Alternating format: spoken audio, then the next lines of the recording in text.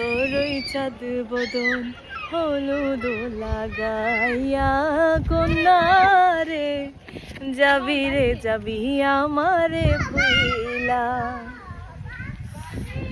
হ্যাঁ, প্রকৃতির এমন নির্মল বাতাস মনে হয় কত বছর ধরে গায়ে লাগে না, এরকম লাগতেছে। বাড়ির সামনের এই জায়গাটা আমার ভীষণ প্রিয়, ভীষণ ভালো লাগার জায়গা।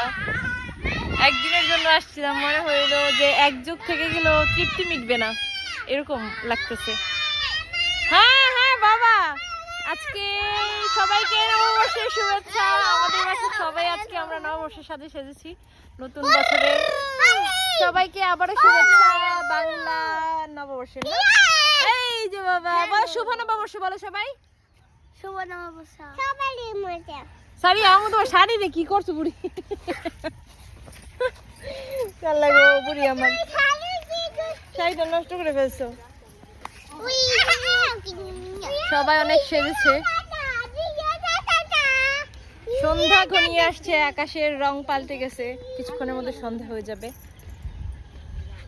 ভালো লাগতেছে। এই যে একটা গাছ, এটা আমার হাতের বোনা, এটা একটা করই গাছ, এটারে অনেকে রেন্ডি বলে, রেন্ডি অনেক দিকে আমরা করই বলি।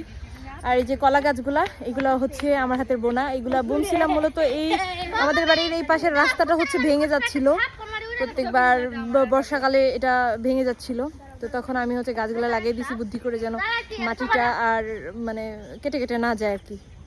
সেজন্য এই গাছটাকে মানে বহুবার সে আক্রান্ত হয়েছে, বিভিন্নভাবে রোগ আক্রান্ত হয়েছে, তারপর হচ্ছে আহত হয়েছে, তার এগুলা ভেঙে দেওয়া হয়েছে ডালপালা, ওর মাথাটা এখন ভাঙা আছে এই যে এই জায়গায়। তারপরেও সে শাখা প্রশাখা দিয়ে সে চেষ্টা করতেছে আঁকড়ে ধরে যে বাঁচার জন্য। হ্যাঁ, তারপরে আবার লতা পাতা তাকে আঁকড়ে পিছিয়ে আছে। আমি এগুলা ফেলে দিচ্ছি যেন তাকে আর কেউ মারতে না পারে। গাছটা বড় হইলে ভালোই হবে, না এই জায়গায় মাটিগুলো আর সরে যাবে না। আমার গাছ লাগানো আমার অনেক ভালো লাগে। যেখানে মাটি পাই সেখানে মনে হয় গাছ লাগিয়ে অনেক ভালো লাগে, অনেক পছন্দের একটা জিনিস। আর কি বলবো।